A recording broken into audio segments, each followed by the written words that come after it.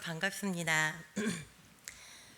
우간다에서는요, 누가 간증을 하라 그러면 굉장히 자연스럽고 또 대부분의 예배 때마다 간증을 많이 하는 문화가 있습니다. 그래서 이제 미리 목사님께 말씀을 드려서 그러니까 미리 순서를 말해놓고 간증하는 경우도 있지만, 오늘 이 시간에 간증할 사람 나오십시오. 그러면 또 자연스럽게 한 두세 분이 나와요. 그래서 보통 하는 얘기가 지난 일주일 동안 하나님이 나를 어떻게 인도하셨고 나에게 무슨 은혜를 주셨는지, 그런 얘기를 너무 자연스럽게 하는 거예요. 대부분의 얘기는 이제 아팠는데, 내가 많이 아파서 고생했는데 하나님이 나를 낫게 해주셨다. 수업료 낼 시간이 다가와서 수업료를 내야 되는데 돈이 없었는데 하나님이 수업료를 내게 해주셨다. 뭐 또 여러 가지 어려움들, 내가 그렇게 기도를 했는데 기도를 들어주셨다. 모두 다 하나님이 하신 일이다. 이런 이야기들을 굉장히 자연스럽게 그 예배 시간에 나와서 하는 그런 간증 문화가 있습니다. 그런데 제가 이제 간증하라고 말씀을 부탁을 받고 참 부담이 있었어요. 왜냐하면 보통 한국에서는 간증 그러면 막 굉장히 기적적이고 뭔가 막 감동을 일으키고 막 눈물 한번 지어줘야 될 만한 그런 어떤 사건이 있어야 하는 것 같은 그런 기대가 있잖아요. 제가 이제 모태신앙이고 또 사모로 있고 또 신학대학도 졸업하고 또 나름 아프리카 10년 차 선교사 했다 그러면 아마 뭔가 있지 않을까, 이런 기대가 있고 물음이 있을 때 제가 속 시원하게 제가 그렇습니다 이렇게 말할 수 있고 대답할 수 있으면 얼마나 좋겠습니까만 해가 거듭하고 또 시간이 지날수록 제가 고백할 수 있는 거는 딱 한 가지였어요. 우간다에서 10년을 지내다 보니까 하나님이 뭘 깨닫게 해주셨냐면, 정말 내가 아무것도 아니구나. 뭐가 돼서 간 줄 알았어요. 그래도 좀 쓸만하니까 간 줄 알았어요. 그런데 정말 저는 너무 아무것도 아닌 거예요. 그런데 간증을 부탁을 받으니까 내가 무슨 말을 할 수 있을까. 그렇지만 오히려 제가 뭘 할 수 없었으니까 이 자리에 설 수 있었던 것 같아요. 제가 좀 더 능력이 있고 제가 언어를 더 잘하거나 제가 무슨 신유의 능력이 있거나 기도의 능력이 있거나 정말 영성이 너무 세거나 그랬으면 아마도 이 시간에 제 얘기를 많이 하지 않았을까. 그렇지만 제가 우간다에서 나름 10년을 있다 보니까 깨달은 그 내가 아무것도 아니라는 그 깨달음이 오히려 하나님이 하신 일, 하나님이 하셨던 일들을 나눌 수 있는 기회가 되지 않을까. 그래서 감히 부끄럽지만 이 자리에 서게 됐습니다. 그리고 사실은 이제 간증하면 기대하는 바들이 있잖아요. 뭐 이렇게 멋있고 감동적인 이야기들은 사실 저도 찾아보니까 인터넷에 뭐 페이스북에 유튜브 동영상에 너무 감동적인 실화들, 또 메시지들, 간증들, 설교들 굉장히 많이 있는데, 내가 자꾸 뭔가를 보여주려고 그러고 내가 뭔가를 자꾸 하려고 하니까 그게 저한테는 부담이 됐었지만, 하나님이 하신 일이라면 그게 어떤 일이든 상관없이 그게 기적이고 그게 간증이라면 우리의 삶은 모두 다 간증이고 기적이라고 믿습니다. 왜냐하면 하나님이 하신 일은 그것이 하나님의 이름을 드러내는 일이고 그것이 하나님의 일이라고 우리가 고백할 수 없기 때문입니다. 10년 동안 선교의 정의를 묻는다면 정말 선교는 하나님이 하시는 일이고 선교사는 그 하나님이 하시는 일을 그 현장에서 바라보는 그런 축복이 있어요. 그리고 여러분은 선교사를 보내놓고 기도하시고 후원해 주시고, 그래서 하나님이 이루시는 그 모든 일을 현장에서 또 보내시면서 기도하면서 후원하면서 같이 모두 다 하는 일인 것 같은데, 어떻게 보면 다들 자꾸 아프리카에서 고생 많으시다고, 특히 이제 사모인 저에게, 선교 아내인 저에게 또 여인이고 그러니까 가서 고생 많으시다고 그러는데, 오히려 현장에서 하나님이 하시는 일을 더 구체적으로 바라볼 수 있으니까 저는 오히려 더 감사하고 은혜인 것 같아요. 사실 기적은 병자에게나 아픈 사람, 또 뭐 정말 어려운 사람, 또 사고가 난 경우 그런 사람들한테만 일어나는 건 아닌 것 같습니다. 저희가 서교동에 머물고 있는데요. 한국에 있는 동안 그 옆에 양화진이라는 외국인 선교사 묘지가 있어요. 뭐 가보신 분도 알겠지만 저희는 사실 130여 년 전에 오셨던 미국 선교사들에 비하면 정말 아무것도 아니에요. 아프리카 비행기 타고 18시간 가거든요. 그러면 뭐 놀라시긴 하지만 사실 미국 선교사님들은 이 조선이라는 정말 조그만한 땅에 뭐 2달, 3달 걸려서 배 타고 오셨잖아요. 그런 분들에 비하면 정말 저희는 아무것도 아닌데 그 선교사 한 분이 하신 얘기가 있죠. 본인들이 영국에서 또 미국에서 이 조선이라는 땅에 태평양을 건너서 와 있는 것 자체가 기적이라고. 그러니까 그 기적을 우리는 자꾸 뭔가 큰 일, 큰 이슈, 무슨 해프닝 일어난 그런 데서 찾으면 너무 쉽지 않은 것 같아요. 그 나폴레옹을 죽음에서 살리게 했던 그 네잎 클로버가 행운이 되어서 우리는 네잎 클로버에 행운이 있다고 믿잖아요. 그래서 네잎 클로버를 자꾸 찾으려고 하지만 물론 그게 행운을 주었던 사건이 있었긴 해도 네잎 클로버는 정말 찾기 쉽지 않은 것 같아요. 그런데 그걸 찾으려고 자꾸 하니까 사실 없잖아요, 별로 네잎 클로버. 그러니까 못 찾을 때마다 우리는 자꾸 좌절이 되고 나는 아닌가? 나는 행운에서 제외됐나? 그러지만 하나님께서는 네잎 클로버뿐만 아니라 세잎 클로버에게 또 행복을 숨겨놓으셨다고 저는 믿어요. 근데 사실 세잎 클로버는 천지에 널려져 있는 게 세잎 클로버잖아요. 근데 우리가 세잎 클로버에 그 하나님의 은혜가 있고 하나님의 기적이 있고 감동이 있다면, 그 기적이 있다면 우리는 매일매일 기적적으로 살아가는 거죠. 세잎 클로버 정말 천지에 많은데 많이 들어보셨겠지만 보이지 않고 듣지 못하고 말하지 못했던 그 헬런 켈러의 내가 3일 동안 눈을 뜰 수 있다면 그런 기도문이 있습니다.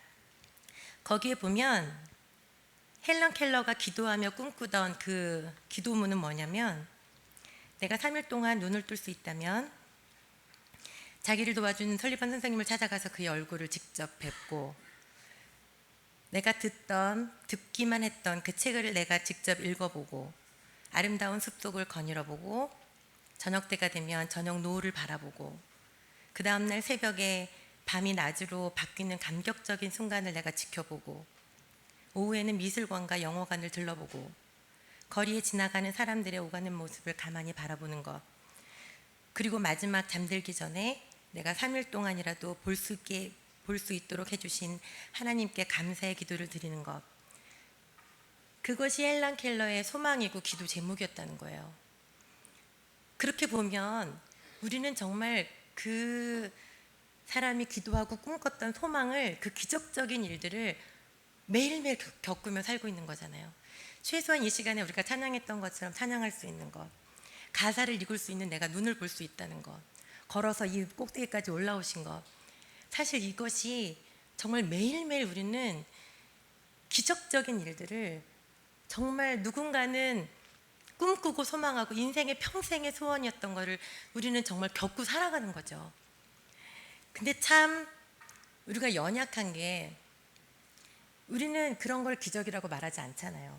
내가 이렇게 정말 2발로 서 있고 눈으로 여러분들을 바라보고 있고 말할 수 있고 이걸 누구도 기적이라고 잘 말하지 않잖아요.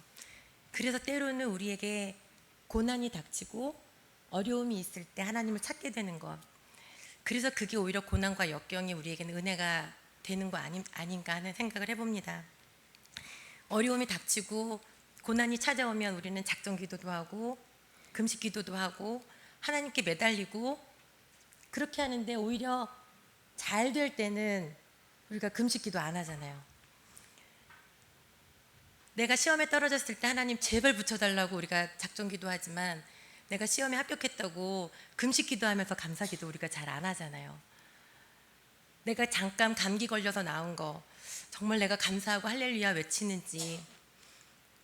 그런데 우리에게는 그래도 닥치는 그 어려움들이나 그 고난들이 유익이 되는 줄 알지만 참 어렵죠. 그 닥쳐오는 그 순간들, 우리 인생 가운데 찾아오는 밤. 오늘 말씀에 제가 참 은혜 받고 같이 나누고 싶은 말씀이었는데요. 10절에 밤에 노래를 주시는 하나님이라고 되어 있습니다. 그 시간적으로 밤이 아니라 우리 인생 가운데는 밤이 있죠. 누군가에게는 경제적인 압박이 있을 수 있고 사회적인 혼란, 또 정치적으로 어려울 때, 또 질병이 찾아올 때, 뭐 부부 관계 중에 또 자녀 문제로 여러 가지 이유들로 우리들은 어려움들을 겪고 사는 것 같습니다. 그럴 때 우리는 밤이 찾아와서 어렵다고 말하지만 오늘 말씀에는 그 밤중에 우리를 노래하게 하신다고 하나님은 말씀하십니다. 사람은 밤을 겪지 않은 사람은 없는 것 같아요. 누구나에게 모양은 다르지만 그 깊이는 다르지만 다 고통을 겪고 살아가는 것 같습니다. 그래서 나만 밤을 맞았다고, 나만 어려움을 당했다고 만날 필요는 없고, 이왕에 내가 밤을 만났으면, 내가 밤을 만났으니 또 하나님이 노래를 주신다고 하셨으니 내가 한번 잘 만나보자, 이런 마음으로 밤을 맞이하면 좀 달라지지 않을까요? 인생의 밤은 우리로 하여금 겸허하게 만들고 또 하나님을 찾게 만들기 때문입니다. 물론 하나님도 우리에게 밤을 주고 싶진 않으시겠지만 오늘 특별히 본문에서 내가 이 밤을 겪는 중에 하나님을 진정으로 찾는 자들에게는 첫 번째로 한 밤중에 하나님은 노래하게 하신다고 합니다. 그 노래는 대낮에는 절대 부를 수 없는 노래. 밤을 겪은 사람만이 부를 수 있는 진실한 고백, 절절한 그 갈급함, 그 안에는 진지함이 있고 순수함이 있고 진실함이 있고, 그래서 낮에 하는 노래와는 다르다는 거죠. 그 읽진 않았지만 12절 13절에 보면 악인의 교만으로 말미암아 거기에서 부르짖으나 대답하는 자가 없음은 헛된 것은 하나님이 결코 듣지 아니하시며 전능자가 돌아보지 아니하심이라 하셨습니다. 다른 성경을 보니까 그 헛된 것을 어떻게 표현했냐면 빈말, 입에 발린 말, 그냥 하는 말 있잖아요. 사실 낮에는 쉽게 말할 수 있어요. 주님 사랑합니다. 주님은 나의 주님이십니다. 주님이 나의 전부이십니다. 주님 나를 도와주세요. 내가 주님을 평생 찬양하겠습니다. 낮에 쉽게 하는 이런 입에 발린 말 그런 거 말고 정말 밤중에 내가 이 고통을 겪어가고 그 고통이 어떤 모양이든지 상관없이 주님을 찾는 그 밤을 찾는 자가 하는 그 노래는 그 깊이가 너무너무 다르다는 거죠. 모르겠습니다. 여러분들은 어떤 밤을 겪고 계신지, 밤을 겪어보신 적은 있으신지, 어른들도 많이 계신데 나름 여러 가지 지나온 세월들이 생각나실 수 있을 것 같아요. 우간다에서 글쎄요, 밤을 얘기하기 시작하면 뭐 정말 밤을 새도록 얘기하게 되겠지만 한 가지 나누고 싶은 얘기가 있어요. 저희가 우간다에 있지만 저희 아들이 둘인데 지금 고1 중2예요. 우간다에서 초등학교까지는 다니고 초등학교 6학년부터 학교가 이렇게 마땅히 없어서 옆 나라 케냐에 선교사 기숙사 자녀 학교가 있어요. 그래서 대부분 선교사님 자녀들이 그 아프리카에 있는 선교사들만 훈련시키는 학교가 케냐에 있어서 보통 케냐로 갑니다. 그러면 거기는 기숙사 학교라, 보통 우리나라는 기숙사 학교가 별로 없는데 기숙사 학교라 이제 초등학교 때부터 부모를 떨어져서 지내야 돼요. 학교야 이제 선교사들이 대부분이고 그래서 학교가 너무 좋고 귀하지만 이제 부모님이랑 떨어져 있는 훈련이 안 된 한국 아이들한테는 좀 쉽지는 않은 것 같아요. 저희 큰애는 초등학교 6학년 때 잘 들어가서 적응하고 잘 지냈는데 저희 둘째는 초등학교 3학년 때 그때 이제 기숙사 시험을 들어갔어요. 거기서 기숙사 시험이 뭐냐면 일반적으로 뭐 영어 이런 필기 시험도 있고 또 하나는 어린 학생이니까 부모랑 떨어져서 얘가 잘 지낼 수 있는지를 2박 3일 동안 기숙사 시험을 봐요. 그거는 이제 얘가 밤에 잘 자는지 엄마 아빠를 안 찾는지 뭐 이런 시험을 보는데 우리 둘째가 그게 잘 안 됐어요. 가서 잠을 잘 자야 되는데 차라리 영어를 못하고 말을 못하며 혼자 속으로 알면 되는데 나 잠 못 자겠어요. 나 자꾸 엄마가 보고 싶어져요. 그 말을 하고 다니는 거예요. 그러니까 밤에 자다 깨고, 그러니까 자꾸 긴장이 되니까 더 못 자는 거예요. 근데 집에 오면 아무 때나 자는 애거든요. 길 가다가 뭐 차 타고 가도 자고 잠을 정말 잘 자는데 그렇게 기숙사 시험을 볼 때는 잠을 못 잔 거예요. 그래서 3학년 때 못 들어갔어요, 기숙사 학교를. 그래서 다시 우간다에 그냥 학교를 다니다가 4학년 때 또 시험을 봤는데 또 못 자고, 밤에 자꾸 잠을 못 자니까 학교는 이제 거기는 못 들어가겠고, 그렇다고 우간다에서 학교를 다니자니 너무 힘든 게 많은 거예요. 본인은 마음은 그 학교를 가야 되겠는데 몸은 안 되고. 그래서 한 번 더 기숙사 시험을 보는데, 그날도 이제 아이는 기숙사로 돌려보내고 그 같은 학교에 저희 부모들은 이제 머물렀어요. 애를 올려보내놓고 애가 벌써 갈 때부터 이제 긴장이 돼가지고 얼굴이 편하지가 않은 거예요. 그게 참 편하면 잠자는 게 진짜 은혜인데 지도 힘들었겠죠. 그래서 이제 둘째를 그 기숙사에 넣어놓고 저희는 이제 잠을 자는데, 다 기숙사끼리 연결이 돼 있으니까 부모가 저희가 머무르는 게스트하우스에 아이가 좀 뭔가 불편하거나 정말 어려웠거나 그러면 전화가 와요.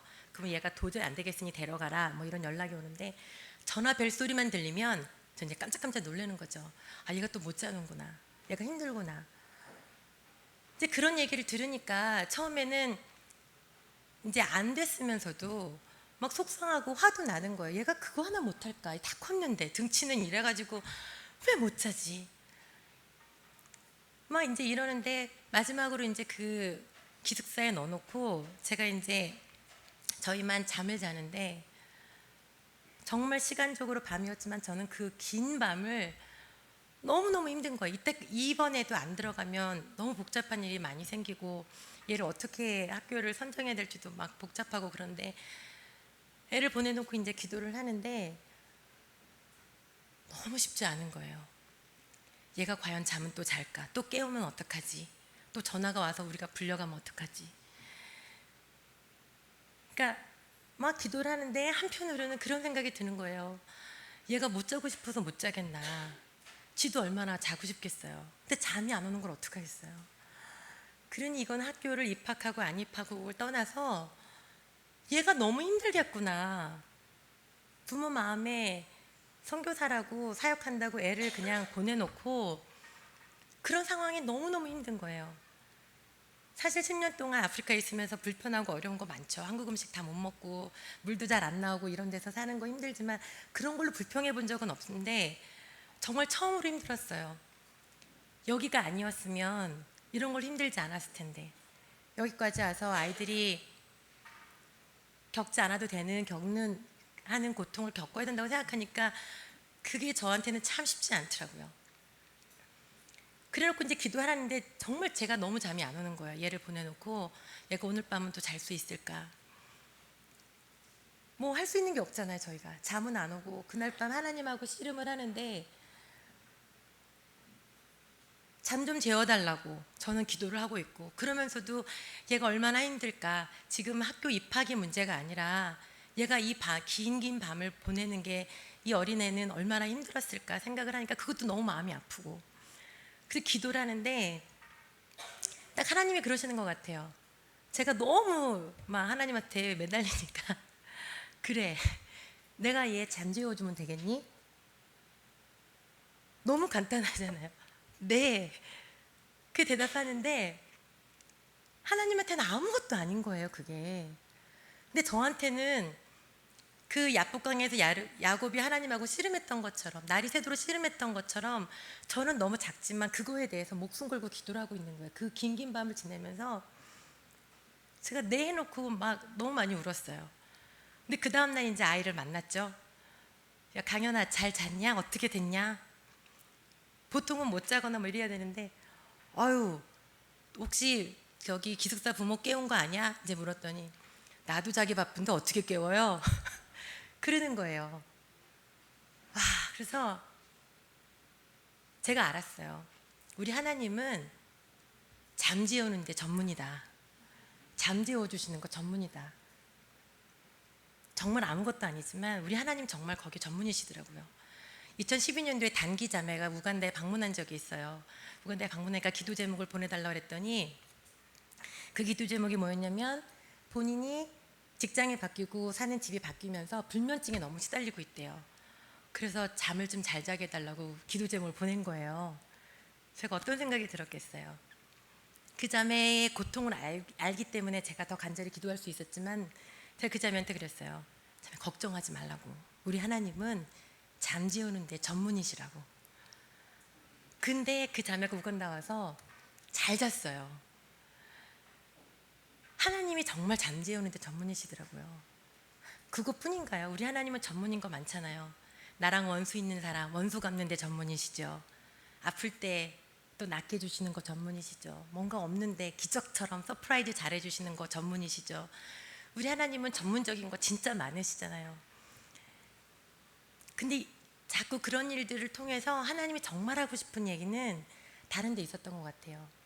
잠재우는 것도 전문이시고, 내가 돈이 없을 때 돈도 채워주시는 것도 전문이시고, 아플 때 낫게 해주시는 것도 전문이시고, 외로울 때 외롭지 않게 해주시는 것도 전문이시지만, 하나님이 정말 하고 싶었던 얘기는 내가 잠 재워주겠는데, 내가 너 낫게 해주겠는데, 내가 너 모자른 거 다 채워주겠는데,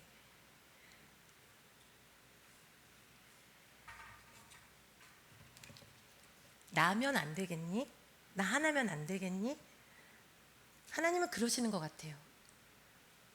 예수님 하나면 안 될까? 예수님 한 분이면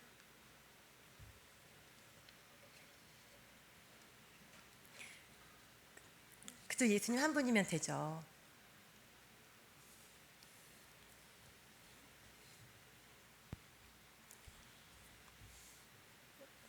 죄송합니다. 사실 아프리카 정말 고생하지 않고 저희 너무 행복하게 너무 잘 지내는데요. 예수님이 다가 아니면 여기 나와 계신 분들 제일 불쌍한 사람들 아닌가요? 이 맑은 예쁜 진주에서 어디 놀러 갈 때도 많은데 오후 예배 자리 지키시고, 우리가 불쌍한 사람들이죠. 우린 더 불쌍하죠. 아프리카까지 우리 가족도 다 버리고 아프리카까지 갔는데 진짜 불쌍한 거죠. 그렇지만 오히려 반대로 예수님이 다면 이 자리 오후 예배 참석하신 여러분들, 또 아프리카까지 복음을 들고 나가겠다고 한 저희도 제일 축복된 거 아닌가요? 예수님 한 분이면 다다고 그렇게 고백하는 거, 그렇게 알아가는 거, 제가 선교제에서 경험하는 그런 하나님의 음성인 것 같습니다. 두 번째는 11절에 말한 것처럼 우리 밤을 보내고 있는 우리에게 하나님은 가르쳐 주시고 지혜를 주신다고 합니다. 우리는 누구도 기적이라고 말하지 않지만 헬런 켈러가 고백했던 것처럼 우리가 걷고 지내는 일상생활들을 기적이라고 생각하는 헬런 켈러는 오히려 더 지혜로운지 모르겠습니다. 밤중에만 가르쳐 줄 수 있는 하나님의 지혜, 제가 몰랐죠. 하나님이 전문적인 거, 잠재우는데 전문적인 거 몰랐죠. 하나님을 더 알아갈 수 있다면 그것은 밤중에 있는 하나님의 은혜인 것 같습니다. 시편을 대부분 다윗이 썼는데 저절로 쓰여진 그냥 쉬운 책은 아니죠. 다윗이 병상 중에도 있었고 전쟁 중에도 있었고 쫓김도 당했고, 그러니까 시편을 쓸 수 있었던 거 아니었을까요? 그래도 그 시편에는 깊이가 있고 지혜가 담겨있는 하나하나의 간증이라고 생각됩니다. 건강한 대낮에 절대 배울 수 없는 진리들, 그래서 건강에 대해서 감사할 수 있고, 인생이 참 짧고 더덥고 재물과 성공은 허무하다는 것 깨닫는 것, 그런 건 밤을 겪어보지 않은 사람은 쉽게 고백할 수 없는 내용들이겠죠. 뭐 여러분들도 많이 아시겠지만 저도 우간다에서 갑작스럽게 한 번도 아파보지 않은 방광염을 알았는데 정말 고통스럽고 아프더라고요.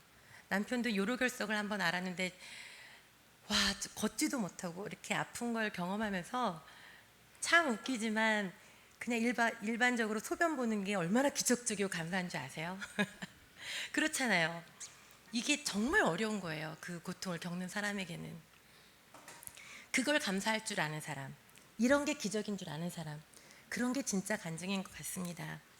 그래서 밤이 올 때 내가 어떻게 그 밤을 보내느냐, 어떻게 반응하느냐가 정말 중요한 것 같은데, 하나님이 사용하시는 큰 사람들은 여러 가지로 다 밤을 겪어본 사람들인 것 같습니다. 근데 가장 중요한 것은 하나님 우리에게 말씀하시죠. 밤은 반드시 지나가고 밝은 새 아침이 온다는 사실입니다. 시편 30편에 주의 성도들아 여호와를 찬송하며 그의 거룩함을 기억하며 감사하라. 그의 노염은 잠깐이요 그의 은총은 평생이로다. 저녁에는 울음이 깃들일지라도 아침에는 기쁨이 오리로다. 또 잘 아시는 이야기겠지만 열왕기 하에 히스기야가 병들어 죽게 되었을 때 벽을 향하여 기도하잖아요. 눈물로 기도할 때 하나님은 내가 네 기도를 들었고 네 눈물을 보았노라. 우리가 흘리는 눈물, 우리가 찾는 하나님, 그 갈급함, 그 간절함, 밤에 겪는 고통, 하나님이 절대 외면하시지 않는다는 사실입니다. 하나님은 우리의 눈물도 보시고 우리의 기도를 들으시고 또 새 아침을 주신다는 그런 은혜가 있지 않습니까? 그래서 저를 비롯해서 저도 계속 씨름하고 있는 중입니다. 내가 더 하나님을 조금 더 구체적으로 더 알아가고 정말 예수님이면 다겠다는 그런 고백 매일매일 드리고 내가 살아 숨쉬는 이 순간순간이 은혜이고 간증이고 그런 고백들이 더 구체적으로 또 여러분과 저의 삶 속에 있기를 바랍니다. 마치기 전에 잠깐 우간다 사역하는 어린이 사역을 소개하려고 하는데요.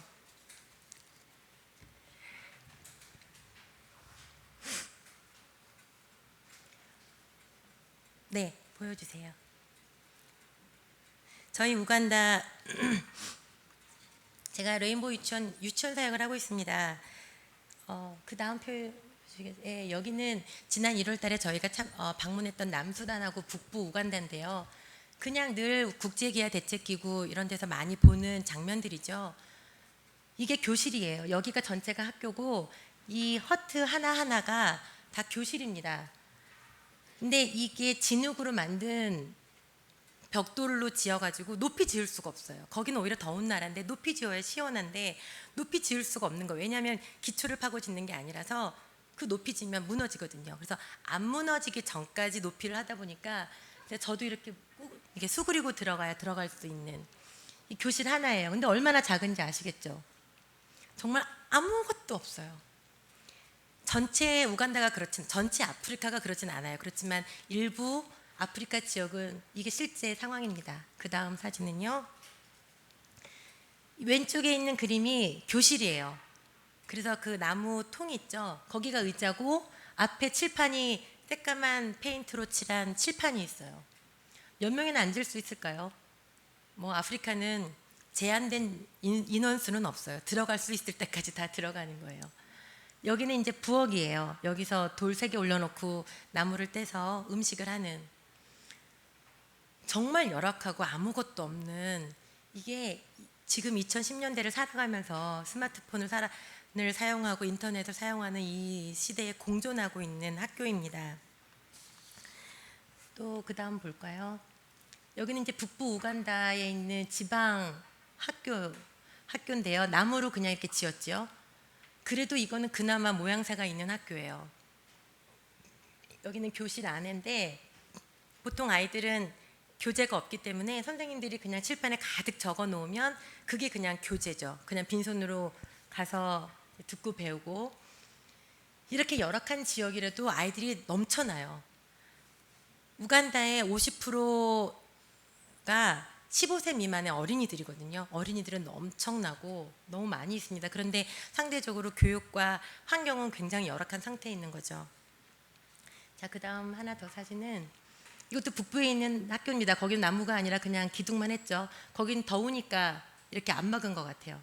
그냥 아이들이 그래도 바글바글 모여서 그 칠판 하나 놓고 배우는 거예요. ABCD도 배우고 숫자도 배우고. 여기는 전도하려면은 힘들잖아요. 우리가 전도 집회도 해야 되고 이렇게 분장도 하고 동네 한 바퀴 돌아야지 아이들이 오는지 모르겠는데 여기는 불러러 다니지 않아도 누가 나타났다 누가 말씀 전한다 그러면 알아서 300~400명 보통 1000명은 기본적으로 모여요. 여기 교실이 없으면 이제 밖에서 이렇게 창문으로 구경을 하죠. 이렇게 열정적인 아이들은 정말 아프리카에 굉장히 많습니다. 자, 그 다음 사진은요. 첫 번째 사진은 우간다 북부에 있는 굉장히 열악한 지방에 있는 아이인데 신발이 없는 건 기본이고 밑에 있는 사진은 아이들이 이제 학교 가는 길에 찍은 굉장히 어린 아이들인데 이렇게 빈 손으로 가죠. 맨발에. 그리고 여기 오른쪽에 있는 사진은 저희 동네에 그냥 동네에서 놀고 있는 아이들의 모습입니다. 그냥 자연스럽게 흙과 친하죠. 이런 걸 보여주는 거는 너무 불쌍하고, 불쌍한 생각이 혹시 드십니까? 제가 불쌍하다고 보여주는 건 아닌 것 같아요. 그건 아니고 실제 우간다에 또 아프리카에 있는 환경이고 사실이긴 해요. 그런데 제가 이 사진을 보여주는 건 보통 이렇게 이런 거 보여주면 너무 불쌍하다. 저렇게 찢어진 옷 입고 신발도 없고 먹을 것도 모자르고, 그래서 뭐 그러면 나는 행복한 사람이고 저 사람 불쌍한가, 그런 게 아니라 오히려 이 아이들에게 하나님을 사랑하는 마음이 더 많다면 과연 누가 더 불쌍한 걸까?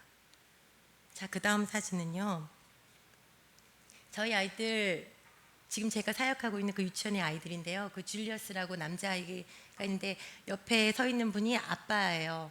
근데 엄마는 집을 나갔어요. 집을 나가서 같이 안 살고 아빠하고 아들하고 둘만 살고 있는데 바로 옆에 있는 게 집입니다. 근데 문을 잠가 놓고 아빠가 무슨 일을 하냐면 자전거에 빵을 만든 거를 이제 가득 실어 놓고 돌아다니면서 이제 빵을 파는 거예요. 이제 그 하루하루 먹고 사는데, 유치원 기간에는 아이가 저희 유치원 오니까 괜찮지만 방학 때는 갈 데가 없잖아요. 그러면 이 아이가 만 5세니까 우리나라 나이로 6살 아이인데, 아빠는 아침 일찍 새벽에 이 아이를 그냥 동네에다 놓고 문을 잠그고, 맨날 문을 잠그지 않으면 집을 보호할 수 없으니까 문을 잠그고 밖에 나가요. 빵을 팔러 나가면 이 아이는 하루 종일 그냥 노는 거예요. 물론 우리나라도 5, 60년대 그냥 놀았죠. 아무도 케어하지 않아도. 근데 가만 보면 만 5세면 정말 애긴데 그냥 놀고, 뭐 화장실도 그냥 동네에서 알아서 해결하고 저녁 올 때까지 노는데, 밥은 뭐 주변에 아줌마 누구한테 미리 이제 식사를 부탁해 놓으면 그분이 한번 챙겨주는 걸로 밤 늦게까지 오는데, 놀라운 건 이 아이가 아빠를 한 번도 찾지 않아요. 아빠는 그냥 나가는 거예요. 일하러 나가시고 얘는 저녁까지 기다리고. 우리 한국 같으면 글쎄요, 저희 아들 같으면 울었을 것 같아요. 엄마도 찾고 아빠도 찾고. 뭐가 다른 걸까? 똑같은 나이 아이에 얘한테 독립심이 있어서 그럴까? 그런 것 같진 않고 환경이 그렇게 만드는 거죠. 근데 이 아이들이 그냥 그렇게 방치되어 있어요. 이 아슈라프 아이는 무슬림 아이예요. 사실은 무슬림 가족인데 아빠는 이제 없고 무슬림 가족이기 때문에 그 아빠가 여러 명의 엄마를 둘 수 있어요. 아내를 4명까지는 둘 수 있기 때문에 그 중에 한 명이 이 아슈라프의 엄마인데, 그 아빠가 여러 명의 아내를 두고 이 아내는 별로 케어하지 않는 거예요. 그래서 이 유치원, 저희 유치원을 다니고 있는데 이 엄마는 과자를 봉지에 끼워 넣는 그런 일을 하고 있어요. 근데 하루에 200원을 번대요. 우리나라 돈으로. 그 일을 하려고 하루 종일 일을 하는 거예요. 그러니까 저희 유치원에 보내기 수업료가 없겠죠. 그래서 제가 장학생을 선발하기 시작하면서 정말 아이들한테 미래도 보이고 열심히 하려고 하고 신앙도 있고 그런 아이들 집안 이제 인터뷰도 하고 가정신방도 하고 그러면서 장학생을 제가 선발하고 있습니다. 그래서 줄리어스도 그렇고 아슈라프도 그렇고 저희 유치원의 장학생인데요. 아슈라프가 무슬림이긴 한데 저희 유치원은 다 사인받고, 그냥 저희 유치원은 종교와 상관없이 매일매일 예배 드립니다. 우리는 크리스찬 스쿨이기 때문에 매일매일 예배 드리는데 제일 잘 들어요. 암송대회 하면 먼저 나와서 일하는 거예요. 그러면서 엄마가 교회를 나오기 시작했어요.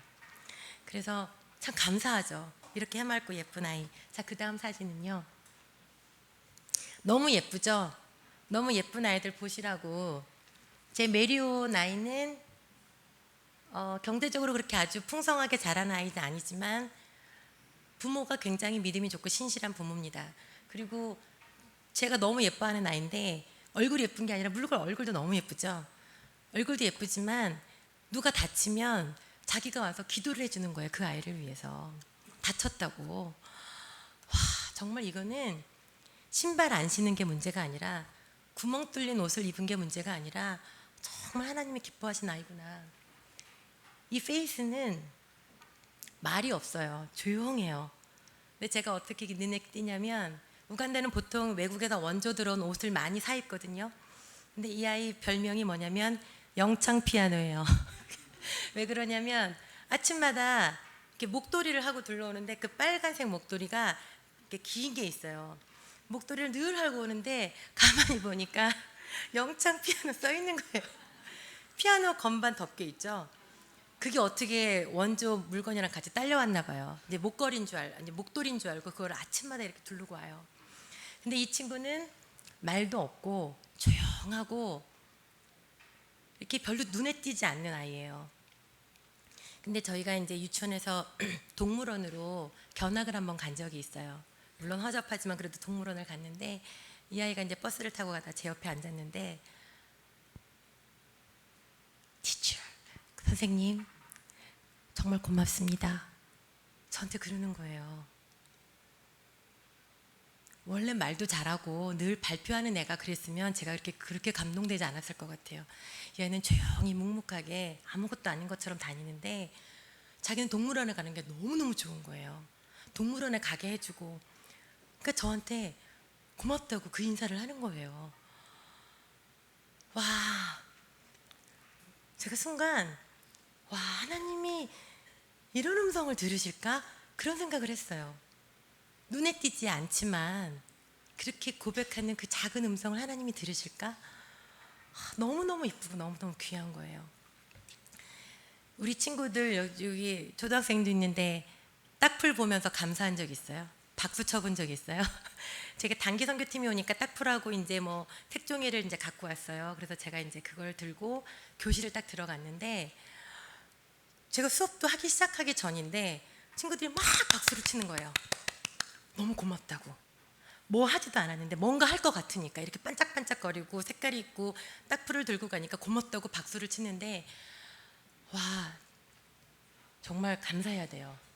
딱풀 사용할 때마다 감사해야 돼요. 감사하는 친구가 있어요. 감동하는 친구들이 이 지구사에 같이 살고 있는 친구들인 거예요. 자, 그 다음은요. 예쁘죠? 저희 유치원 어린이들입니다. 미술을 선물로 드립니다. 자, 그 다음은 근데 보니까 아이들도 너무 이쁜데 중요한 건 이제 교사들 훈련이 정말 중요해요. 제가 아이들을 가르쳐봤자 뭐 100명, 200명이 다지만 교사들이 잘 훈련돼 있으면 그 교사들이 본인 부족을 또 얼마든지 더 잘 가르칠 수 있으니까. 그런데 교사들이 돼지사명제, 이거는 누구나 다 읽어본 우리 돼지사명제, 뭐 또 뭐가 유명하죠? 우리 동화, 뭐 빨간 모자, 우리가 모두 다 알고 있는 그 얘기를 선생님들 읽어본 적이 없어요.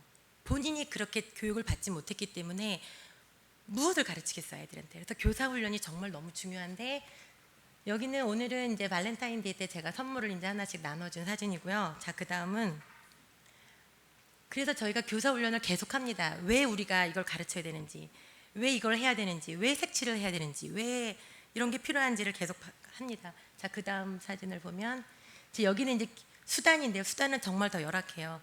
이거 유아교육을 전공하지 않아도 모두 다 알잖아요. 우리 신문지로 배 접고 모자 접는 거.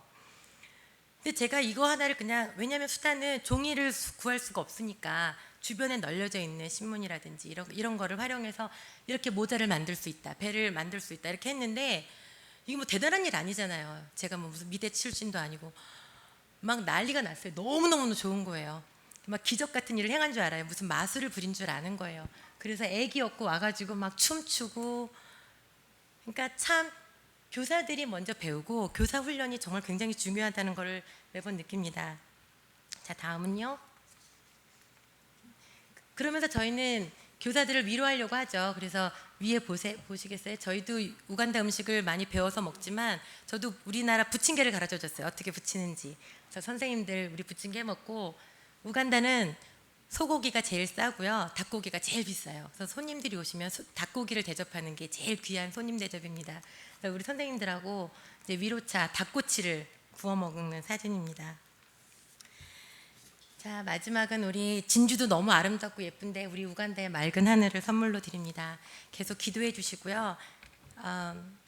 저희가 잠깐 4개월 한국에 방문하는 동안 몇 번 솔직히 생각한 적이 있어요. 제가 이런 데서 어떻게 살았나 싶은 게 한국이 너무 좋으니까 내가 안 돌아가고 싶어지면 어떡하지? 이런 생각 솔직히 한 적이 있습니다. 그런데 오히려 교회를 방문하고 또 많은 귀한 분들 만나고 교제하면서 깨닫는 깨달음 또 확신 하나는 뭐냐면 가서 더 열심히 해야겠다. 우리는 가서 열심히 해야 되는 심부름꾼이다. 열심히 해야 되겠다는 각오가 매번 씁니다. 여러분들이 기도해 주시고 관심 가져주시는 것처럼 저희는 우간다에 가서 열심히 하겠습니다. 감사합니다.